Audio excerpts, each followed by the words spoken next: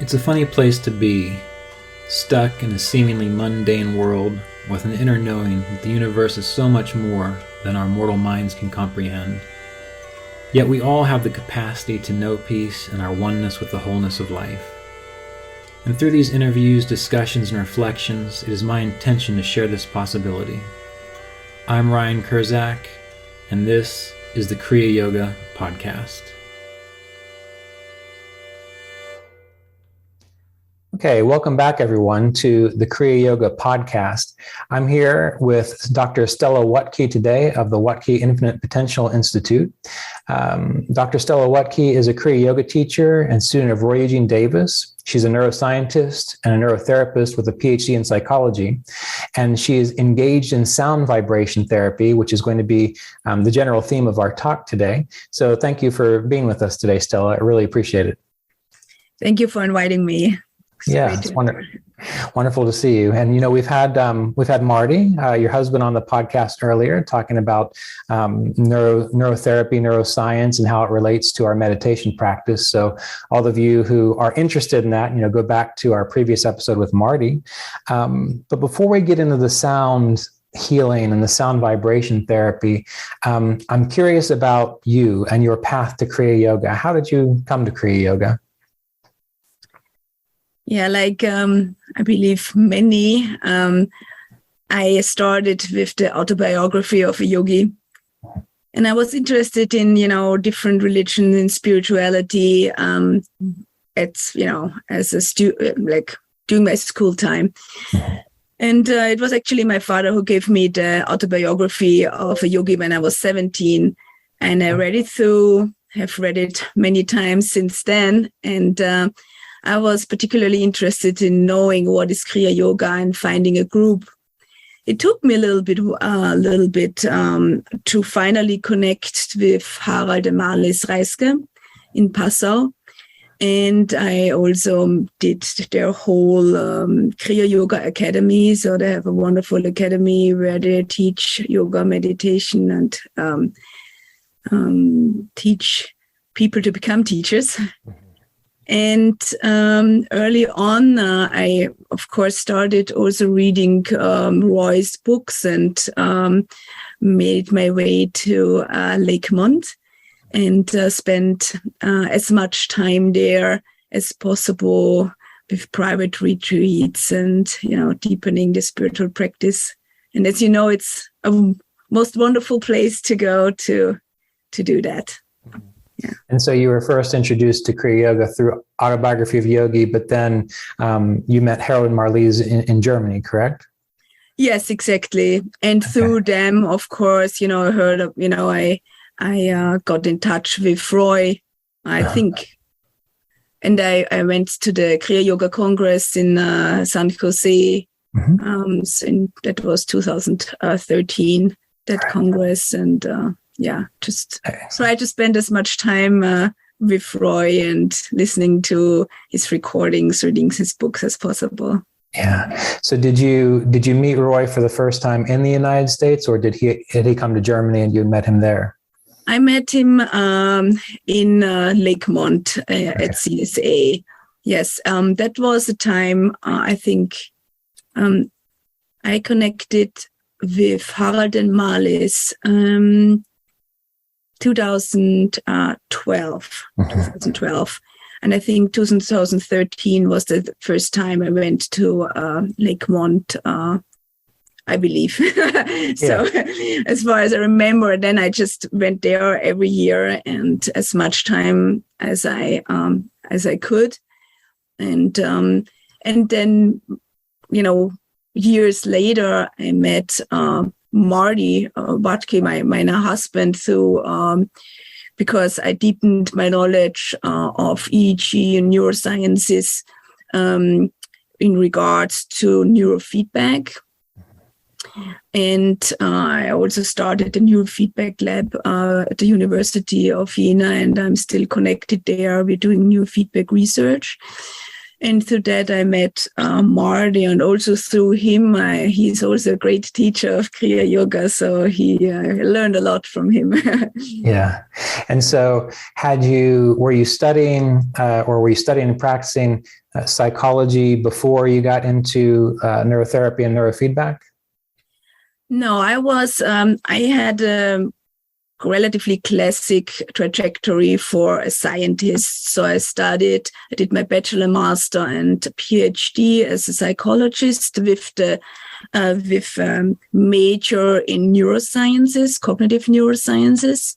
Right. And so I was a researcher and teacher at the universities for years, also after my PhD as a postdoc.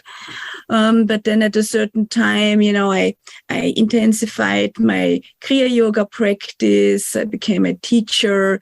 I looked a little bit more left and right, what else to do. And then it was actually my mentor, Professor Stefan Schweinberger at the University of Jena, who said, how about neurofeedback? And at the same time, Roy said, well, you can do research, but how about neurofeedback?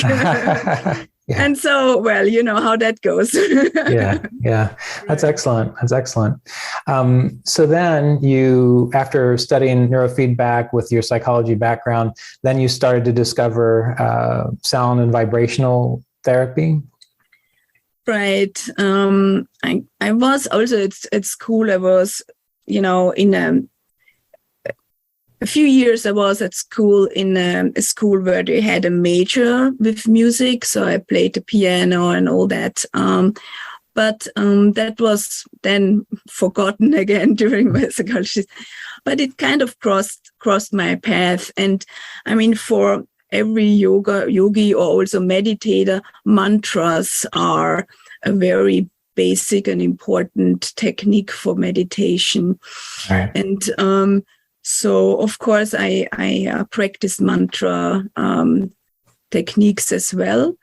And then sound therapy, sound vibration therapy, how I call it, came across me, and I just deepened and picked it up. First of all, I said, no, not really. I'm doing neurofeedback. That's fine. Yeah. But, then it knocked again on my door. And so I tried it out myself. I always try everything out myself first. And then I try it on Marty and then on my cat. And if both survive, then I start doing more of it. Yeah. So good. And I'm just kind of curious, when you got into the sound therapy and the vibrational work, did you do any research, or were you doing any work of how that affects people, neurologically? Like, how have you approached that? Has it integrated at all? Yeah. Well, since I'm not at the university anymore, I'm not doing scientific research in that case. I mean, I'm researching in a way that I'm searching for more knowledge. Uh-huh. So you can could use the word that way. And I'm just studying it and meditating on it. And I think, vibration is so fascinating because you have it kind of in the quantum physics and in the scientific realm, but also in the spiritual. So you have it in both. And quantum physics say, okay, we are really vibration in nature, right? So Albert Einstein, he said, we are slowed down sound and light waves. We are walking bundle of frequencies tuned to the cosmos, right? So, and I think it's really important also to kind of understand what that really means. And Dr. Bruce Lipton, he's a biologist, and he explains it in a very sweet way, I think, where you can really grasp it. And what he says is, if we are physicists, they try to find out what we are made of, right? And they found the atom, and they were really fascinated that they found that, yes, we have the smallest particle. And then they found the proton and the neutron and the electron and so on and so on. But what they finally found is not really a particle, but more, we are not really made of particles, but spinning energy, like mini vortices. So we are really vibrating energy. And those mini tornadoes, you could say, are making our molecules, our cells, our organs, and us, and everything, really. So when you think of, creation, it's all vibration.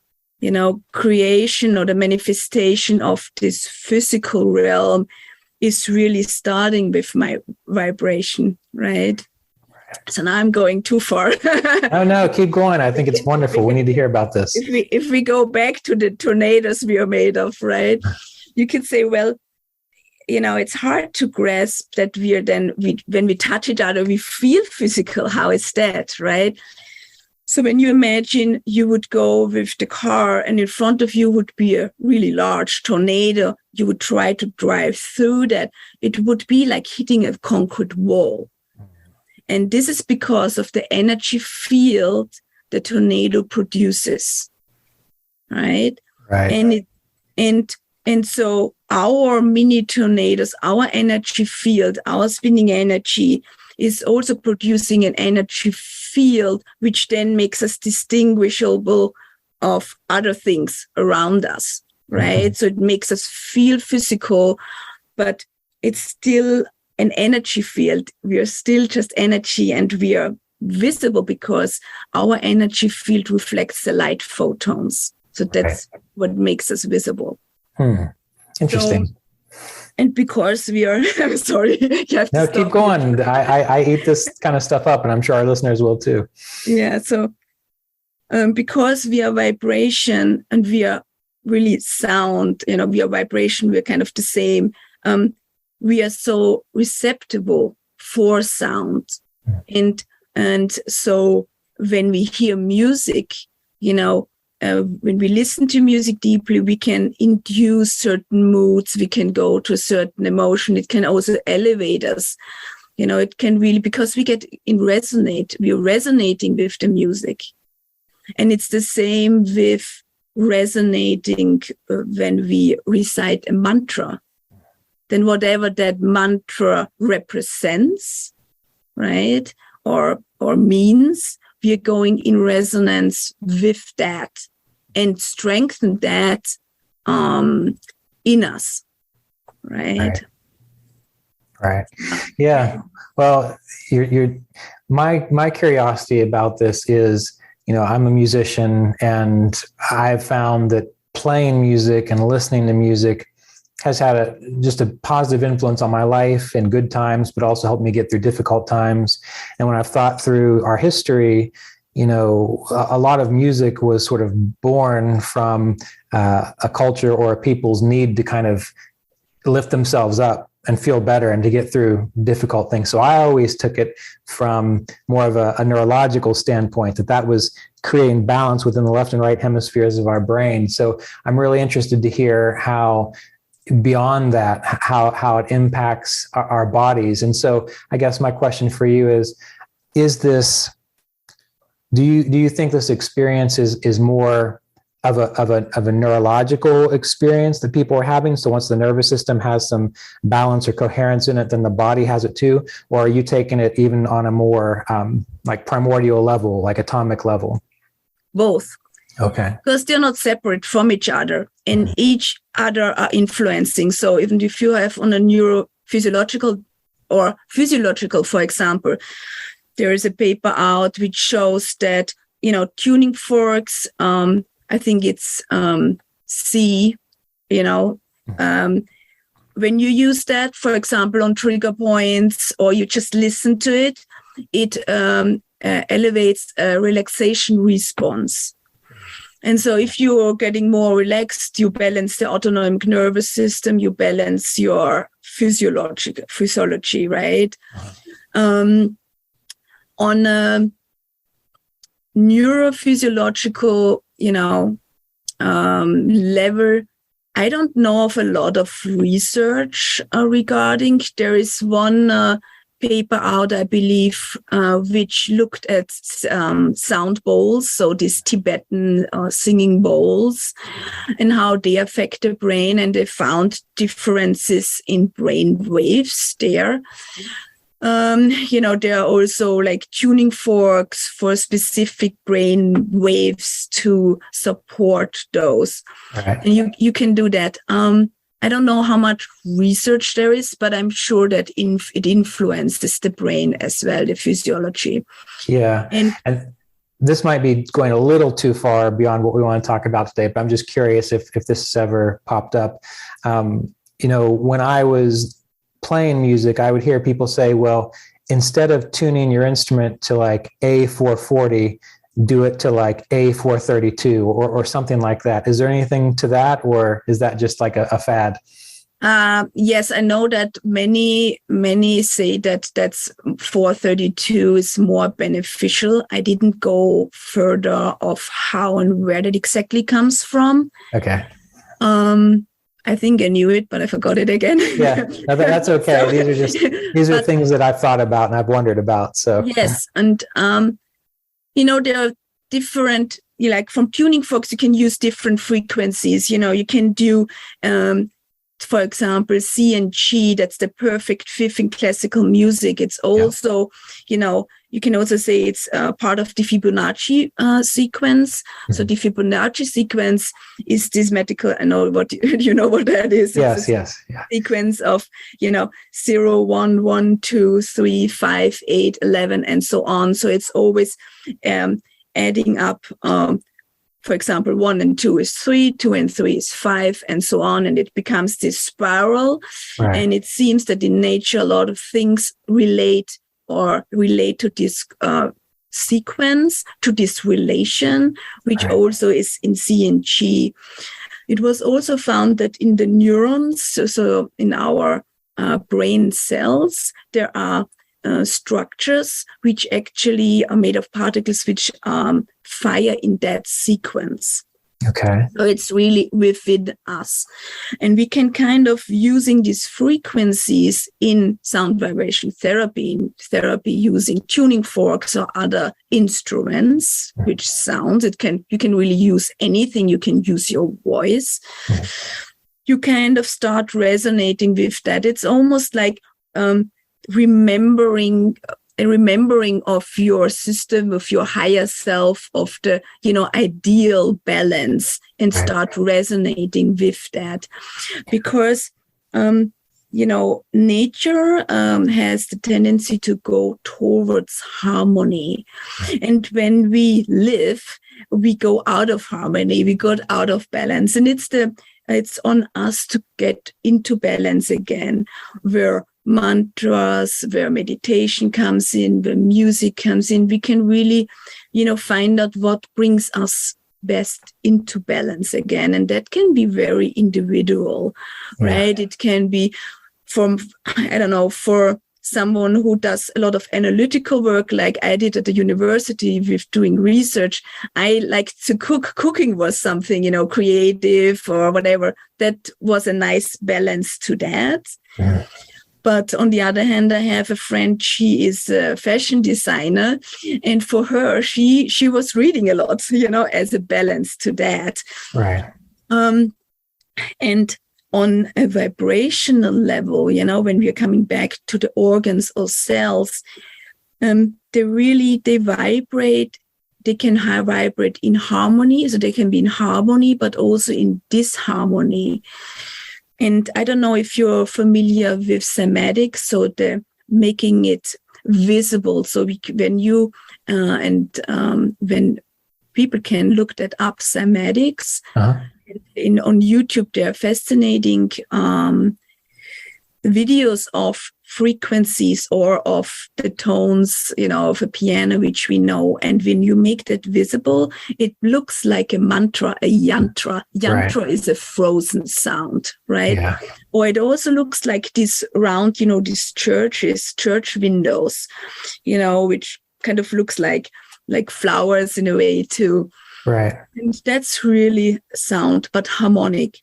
And when there is disharmony over a longer period of time, that's when dis-ease, when there is disease, when there are symptoms, and the symptoms are mentally, physically, so it's the base maybe start on a vibrational level, but then it becomes physical in a way when we are over a longer period of time in disharmony and not able to go back to balance, to harmony.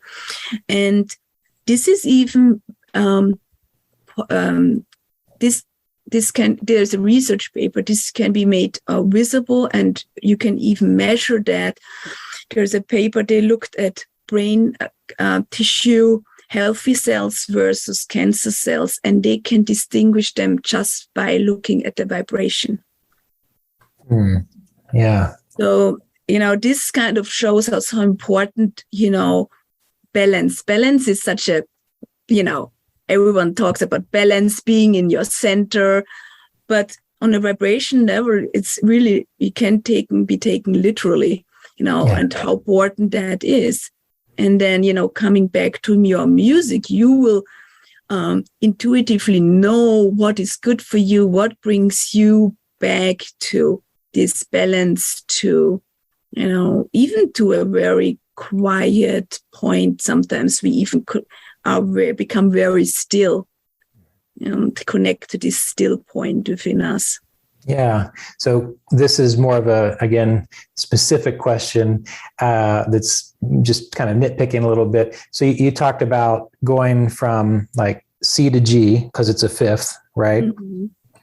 Is that balance, that harmony just between all fifths, or is it specifically like C to G? I mean, if I started on D and I went to the fifth and I played in that key or that mode, would that work the same way, or is it just C?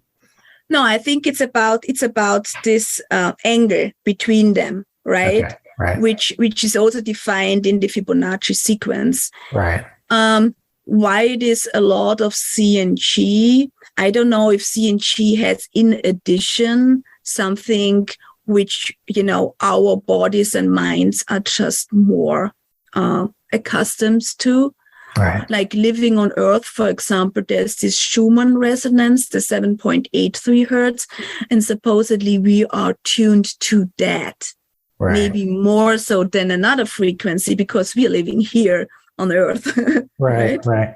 Yeah, that makes, I mean, just from what I've kind of studied, one of the things I had been taught was, even in regards to the chakras, that C is like the first chakra, D is the second chakra, and so on up. And so C resonating as the root chakra with the earth. But then also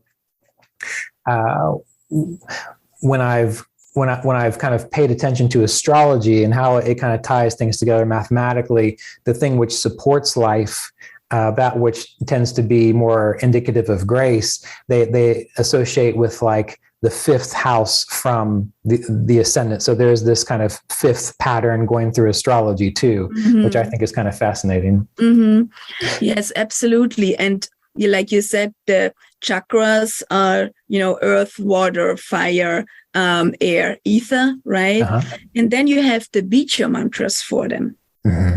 And so, when you chant through the chakras and use these bija mantras, then you kind of balance these qualities within you, right? Mm-hmm. And I think, this balance for, in a spiritual sense, if we are in balance or also on a vibrational level, that's kind of where we connect deeper to more subtle levels, to our higher self and so on. So this balance is really so important. And through mantra practice, we can, for example, just by using these bija mantras, we can balance all these elements within us, and through that go deeper and more subtle. And then you can just use Om, as, the first sound, which is all encompassing. or you go more specific when like Ganesha, the remove of obstacles. So as I understand, mantra practice is when you use the Ganesha mantra, Om Gam Ganapataye Namaha, for example. You go in resonance with this vibration in the the creational field, in creation, in the cosmic field, whatever you want to call it, the manifested part of the infinite. And then through going in resonance with it, you strengthen that energy within you. Right. And so you will be able to, or the obstacles will be removed easier. So it's really, working with deities are specific energies within the cosmic field, within all vibration, and we can support them with us if we need something specific or go more global, right? Using, Om, Soham, and so on. Right. Yeah. So, I had mentioned the C is the root chakra, D and E, and so on. I feel you've probably dug into this a little more deeply than I have. Have you found any particular notes associated with each chakra that might be different than that, or has that been something that's come up for you in your research? Not particularly, but it what you say is in alignment with my thinking that, also the frequency go higher with the chakras, right? Yeah. So the root is a lower frequency than the others. Mm-hmm. But, as we know, it's also important really to concentrate on all chakras, that all are balanced and not just go only up and above, right? Yeah. And don't do the homework first, right? Yeah. Start at the ground. Yeah. Yeah. What I would often do is I have a little Shruti box, which is like the drone of a harmonium. And when I would do chanting through the chakras, sometimes I would set it to C, and then I would chant as though I was chanting the first chakra. Then I'd set it to D and go all the way up. And what I found fascinating was, let's see, C, D, E, F, G, A. Whenever I would chant Om or the Gayatri mantra, I decided to get out my tuner to see just naturally what pitch do I hit when I'm doing the seventh chakra. And I don't have perfect pitch, but almost always the tone that I hit when I'm focusing up here, just starting out, is always A. So it helped to kind of confirm that a little bit for me from my personal experience. Mm-hmm. It's kind of fascinating. Yeah. But let's get to how you work with people. So can you give us an example of, using your knowledge, using your skills, like what is it that you do to assist people with sound vibrational healing? Yeah. So people, they usually lay on a massage table fully clothed. It's, a quiet room. And I have, I'm using several different tuning forks. So there are other practitioners which use you can do different instruments. Some people use their voice, singing bowls, these Tibetan bowls as well. So I myself use different tuning forks. And so you can have tuning forks, based on the Fibonacci sequence. Then I use a lot C, G, A. And I have different protocols I'm using, but I also work intuitively as well. And the more I work, it's kind of a mixture, I would say. And so in the beginning, what I usually do is really try to calm the system, really support the relaxation. I use trigger points which support the vagus nerve. And so the vagus nerve is part of the parasympathetic part of the autonomic nervous system. So the autonomic nervous system is, sympatheticus, parasympatheticus on the one side, it's more activating, engaging, fight, flight, so to say. The other one is more relaxation, restoration, and so on. And we need both balanced. Nowadays, or especially with the clients I work, we have a lot of stress, so it's more that we need calming than the other way usually. So, just by calming the system, and often people come to a point where they don't really fall asleep, but they are in a state of a very quiet, calm state where they can still hear my voice. But I think it's a very healing state in which they drop, so to say. And I think, it's every kind of healing therapy is always just a support to self-healing, right? So we create an environment where the person can heal him or herself. And I think when you go into this state, it's a very, it's a point, it's kind of your connection to a still point within you. And I think in this still point, you connect to different layers, from coarse to very subtle, and you can just access whatever is needed for your body to heal and for your mind. Having said that, so one part is really to support the relaxation, so trigger points, the vagus nerve, and the vagus nerve is the one who calms us, who relaxes us. Right. And on the other side, I also kind of scan the whole energy field and see where are there, disharmonies. And if I, detect disharmonies, then I go there and support harmony by bringing in specific frequencies. And all the frequencies I'm using are, of course, harmonic. So they are supporting harmony. And in that, people go towards harmony and can dissolve that. Now that can be energetic, that can be mental, that can be also physical to a certain degree, right?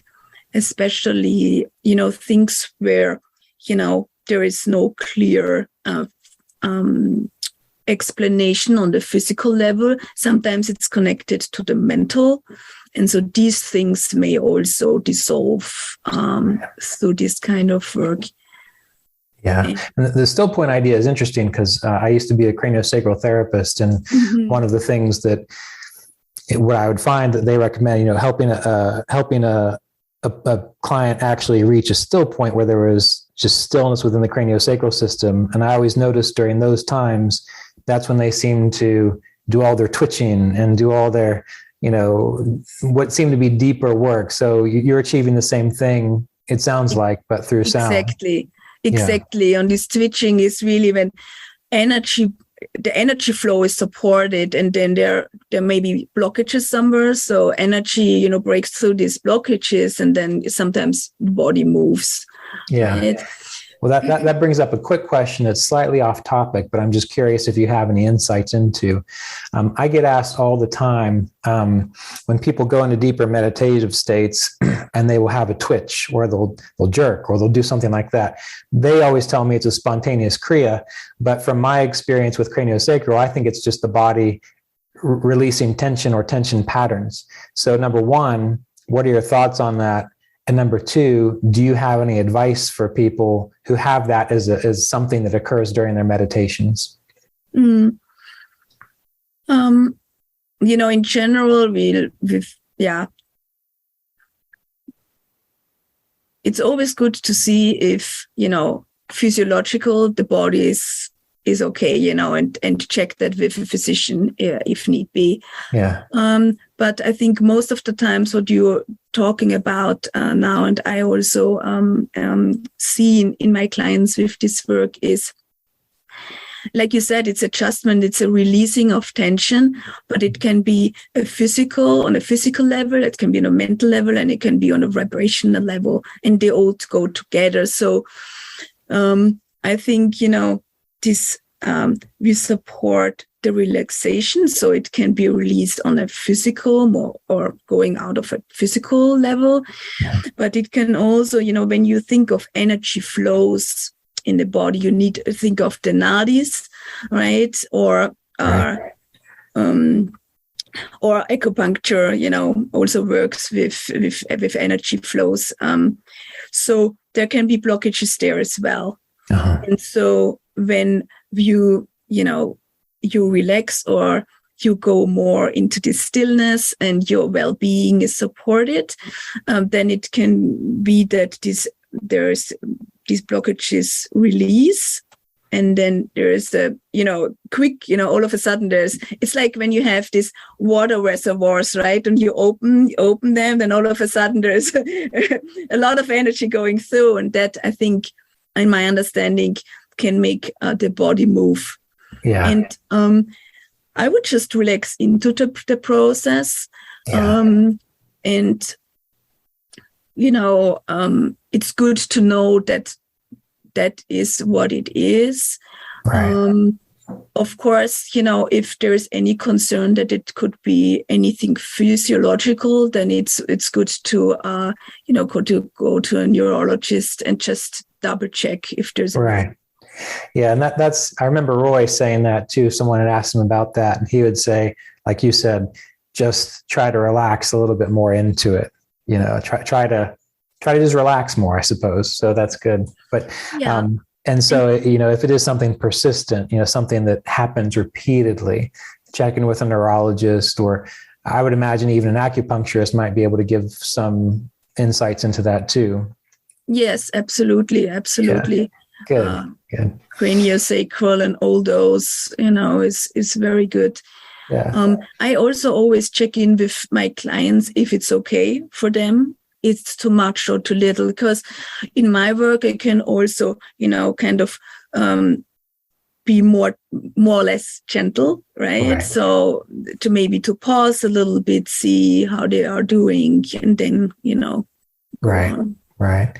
And so with people, so people who are on the spiritual path, people who are practicing Kriya Yoga and so on, is there anything that they can know about or do that you found to be helpful, you know, if they don't have access to you, because, you know, you're in California. So if you don't have someone who knows everything you know, what are some tips or helpful insights that people might be able to utilize?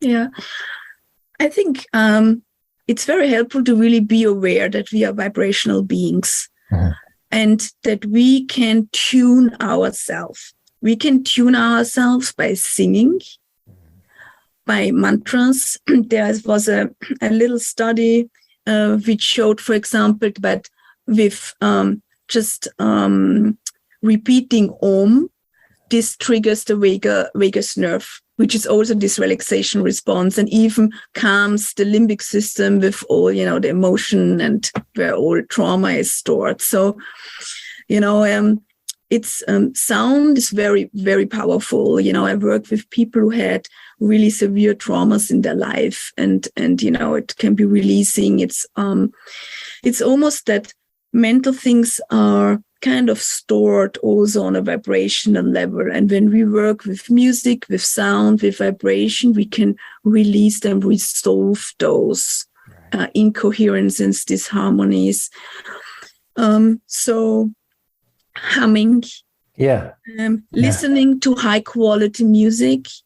It's also important that we have a really full spectrum often, because sometimes when we just download the music and so it's not the full quality anymore. There is also an interesting study in high frequency sounds which we don't hear. so they are not audible. But for example, in a jungle, there are high frequencies, so above 20,000 hertz, which are the source can be, wind blowing in the leaves, maybe birds and what have you. And these high frequencies are now added also to pop music or to normal music because they're very soothing and nourishing. Wow. So they are brought back to, so it's interesting that even what we don't hear is affecting us. And this is because the receptors in the skin, they are also, they are perceiving vibration. It's not just our ears. And that's also what we feel when we are, in a pop concert and the bass, we have this loud vibration, this strong vibration. We feel it in the belly. We feel it in the whole body. Right. And and people who are more specifically interested in tuning forks, there's Dr. John Beaulieu. He's from New York. He's also a yogi. He is a sound therapist. He's kind of a little bit of a godfather in that field. He has done that for over 50 years now, I think. And he has a company. It's called Biosonics. And the website is biosonics.com. And you can buy very high quality tuning forks there. And so the C and G is kind of his standard. And he even has videos on the website, and he just, you can activate them on your knee or, on an app or whatever, and then just bringing them to your ears and listen to that. You could also use that, in the beginning of your meditation, bringing that in, listening to that, tuning yourself with that, and then go into the meditation, for example. Yeah. So sounds like listen to high quality music, but by that you mean not just on your phone, like maybe have good headphones. Yes. And also when you buy them, the music, how you download them. Like maybe sources, a WAV file, not an MP3 sure that file. You get the highest quality as possible. And also, because, I've thought about this a lot. There's a reason I think that dance and music and so on are often in sacred traditions.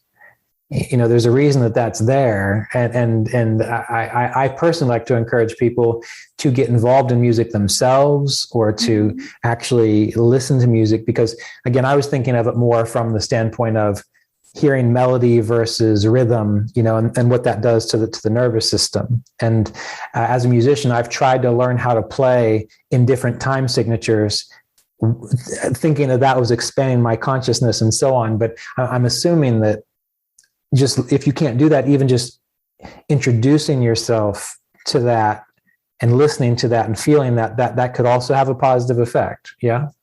Yes, absolutely. So you can passively listen, or you produce yourself, and nobody hears you when you sing under the shower or at home. You find a way, because if you sound it, your whole body vibrates. Right. I mean, it might be a little bit stronger in a way than just absorbing it, but both works.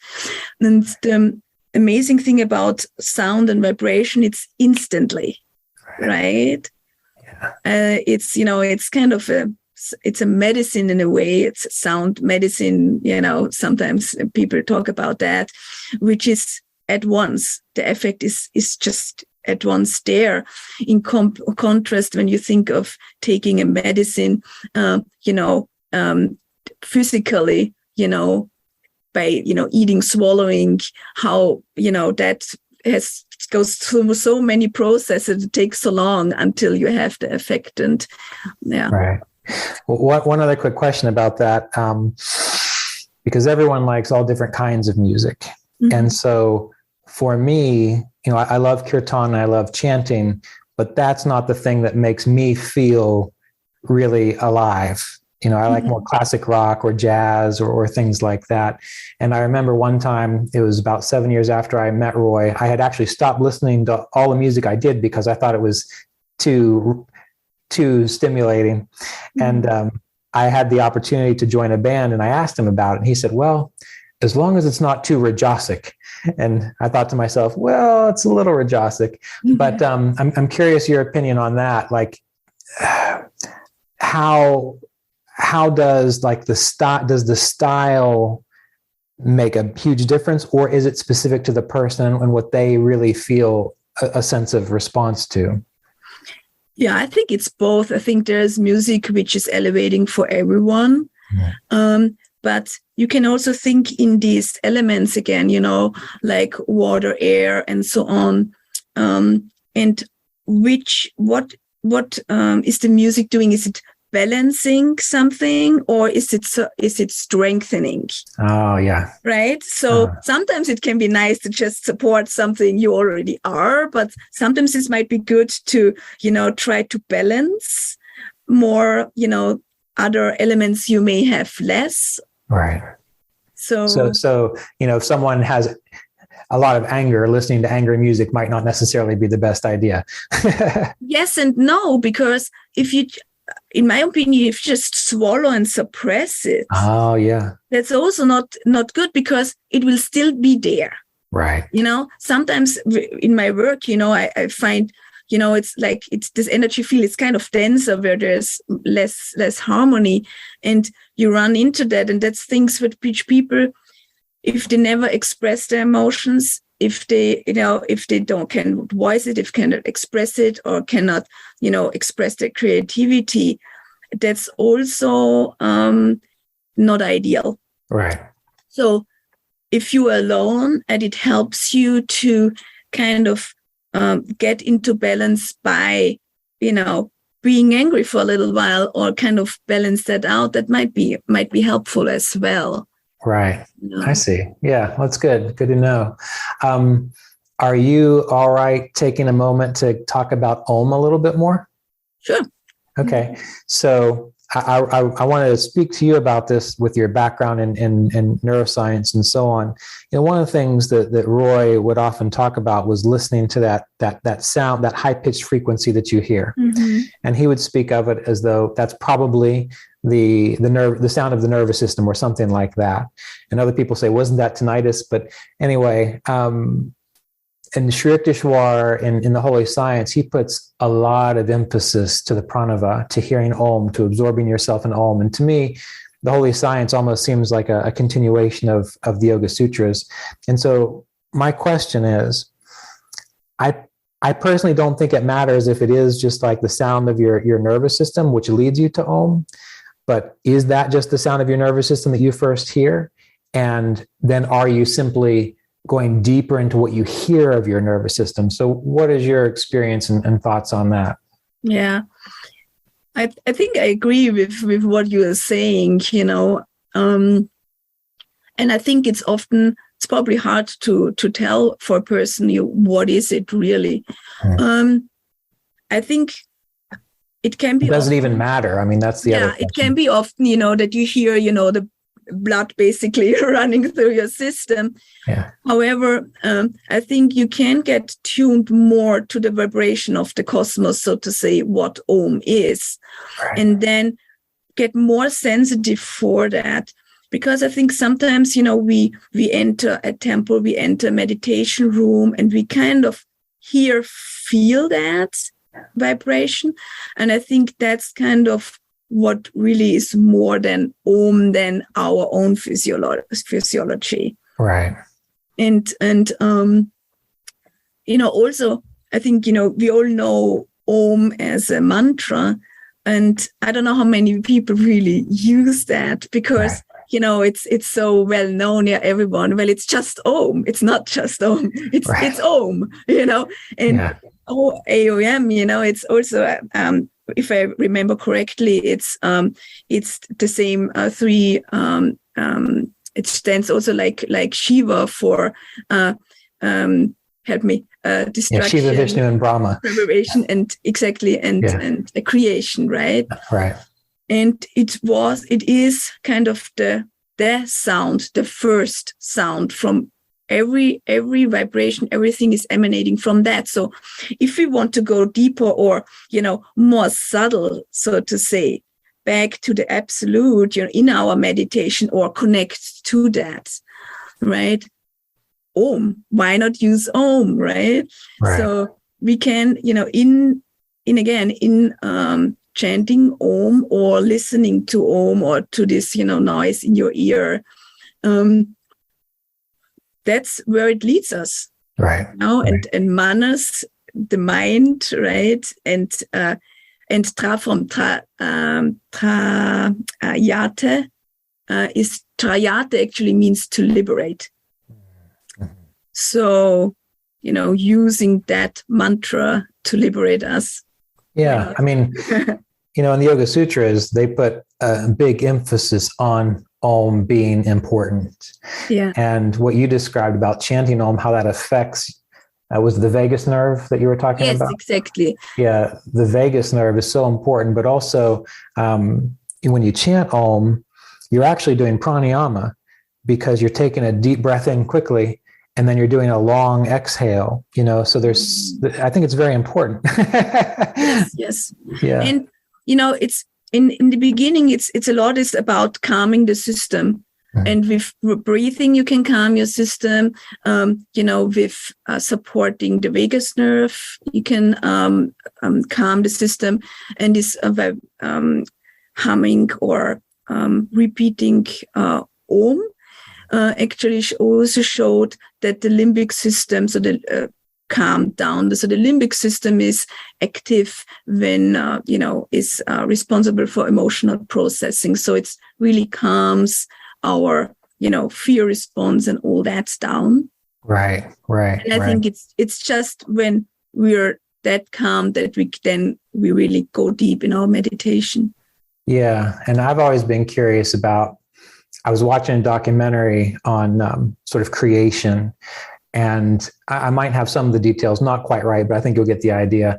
They were discussing how the energy, the light, the sound from the Big Bang is still present within our experience. And they were talking about, I think, like old televisions that had like tubes and stuff in them, that the static interference that you see when you turn on a channel, that's like a leftover remnant of this energy or this light. Now, I just assumed that our nervous system is like a very sensitive antenna, and that it's likely possible that we can also, if we get quieter and can pay attention and can kind of refine that nervous system, maybe we also can kind of feel and hear and experience that after effect. Does that make any sense to your scientific mind? Well, I think creation is here and now. Yeah. It's always happening, Yeah. and we are in this field of energy. That's it, It's here and it's, at any time. And, we can tune to, our guru lineage. We can tune to, a specific deity and, and in that way, be guided further, deeper, and so on. But it's like Marty says this all the time, it's not anywhere out there or over there, the infinite. It's everything, right? Yeah, it's everything. Yeah, I like that. I was actually listening to one philosopher, and he talked about how if you take like a ball of paint and you throw it against the wall, he was kind of relating this to the Big Bang, that it splatters, and the stuff farther out of the splatter is still part of the original experience, and I think that makes a lot of sense. So we're coming close to the end of our time, and you've triggered so many other things I would love to talk about, but we'll try to keep it focused.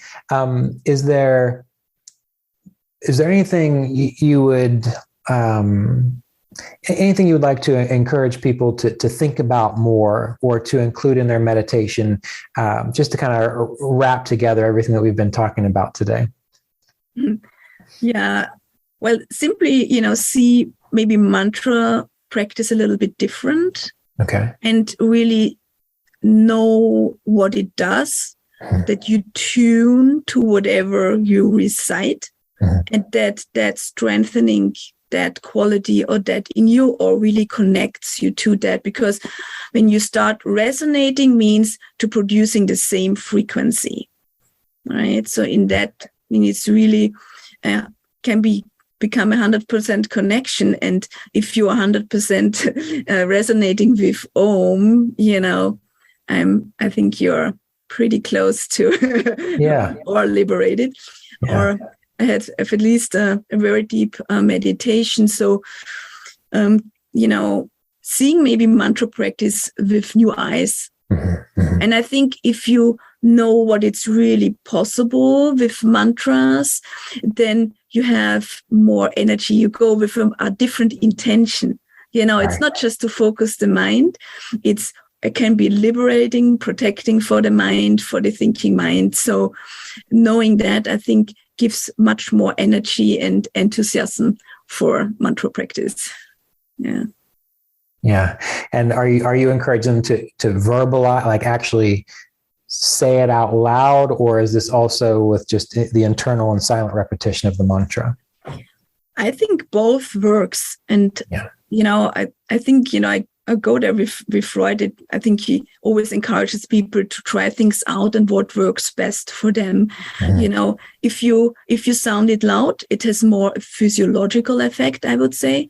But sometimes for me, it's helpful to internally, just mentally repeat the mantra, because it helps me to be, when I'm really still already and then work with a mantra, if I would start sounding it would maybe bring me out of the meditation a little bit more. So, maybe start loud and then go into silence, right? Yeah. Excellent. Well, thank you so much for being here today. It's really been a pleasure to have you. Thank you very much. It was great to talk to you. And I agree, we would have a lot more to talk about. Yes. If people wanted to get in touch with you, do you have a recommended way that they could find you, how to work with you, or classes you might have? Sure. It's our website, Marty, my website. That's Watke, so our last name, WUTTKE, and then IPI for infinitepotentialinstitute.com. Okay, excellent. Now, I'll put this in the comments and the description so people can find that there. So again, thank you so much. It's really been a pleasure. Thank you very much for the invitation. It was great. You're welcome. All right. Bye-bye. Peace. This episode of the Kriya Yoga podcast was made possible by donations from Kriya Yoga Apprenticeship students and supporters of our Patreon community at www.patreon.com/Kriya Yoga.